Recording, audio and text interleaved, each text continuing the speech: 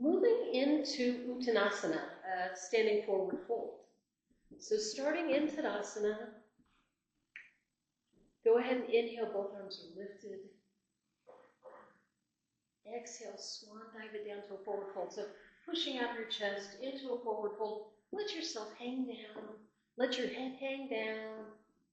Remember now to shift your weight towards your toes into the balls of your feet.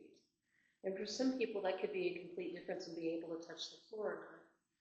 Coming up through your legs, you do want your quadriceps engaged here. You want to lift through your kneecaps. That's going to keep you from overstretching your hamstrings. If you need to keep a gentle bend in your knees, please do.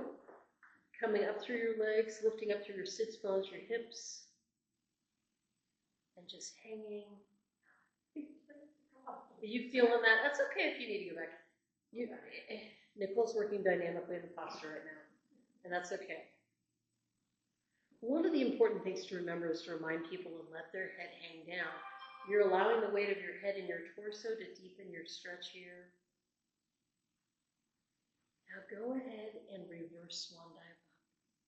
Arms are going back out in the air, all the way up above your head, and then bring your hands to heart center. Standing forward bend, uttanasana, really good for the central nervous system. What I'm probably going to do is I'm probably going to do a talking video on my own and just talk through some of the chinks and some of the poses that people forget. If I notice and I forget here, just giving an update on them because I don't want to hold you guys in the poses forever.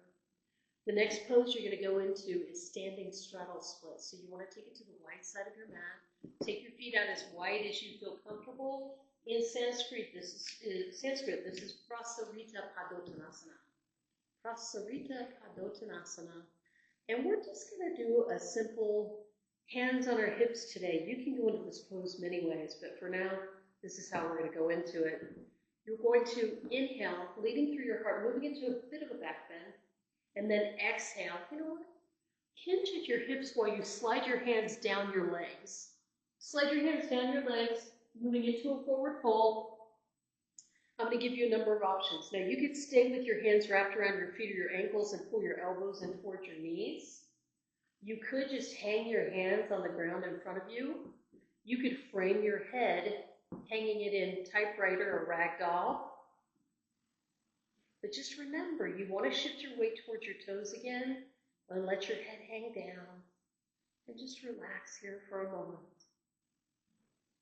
If you find that your feet are rotating externally or to the outsides, make sure your inner thighs are engaged.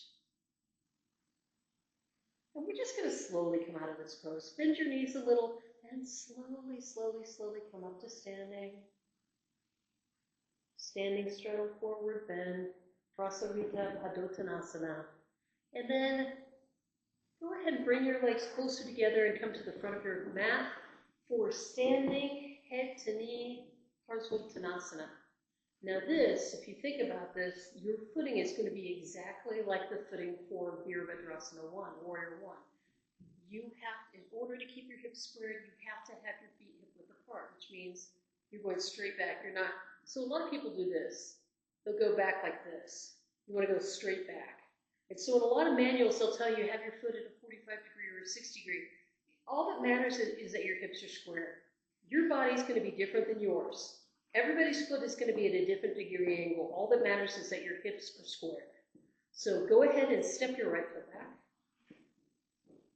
And just like we did in the previous pose, you're going to place your hands on your hips. Inhale, lifting through your heart, moving into a gentle back bend. Exhale, hinging at your hips once more. Start going into a forward fold, sliding your hands down your left leg.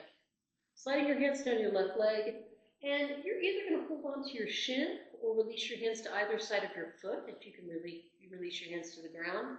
Your head is hanging down. I'm going to give you a little add-on here.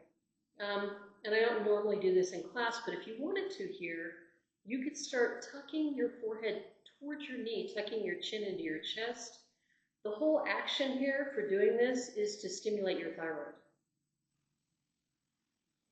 I don't teach that a lot in class, but in fact it is good for and that in your fifth chakra obviously as well.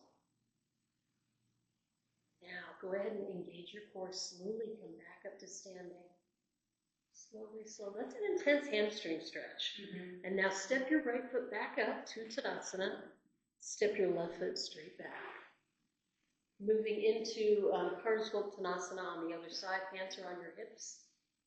Inhale, lifting through your heart, going into a back bend. Exhale, hinge at your hips. Moving into a forward fold, slide your hands down your leg. You got it. And just breathe here. Tuck your chin towards your chest, bringing your forehead towards your knee. If you would like to, I can tell Andy's hamstrings are really tight because he's shaking. This is your hamstrings take a beating, and if you're on your feet all the time, if you're working, this is going to be a rough pose for you to do. Now engage your core to slowly come back up to standing. Step your left foot up to meet your right in a forward, or in a Tadasana, standing mountain pose. And that's it.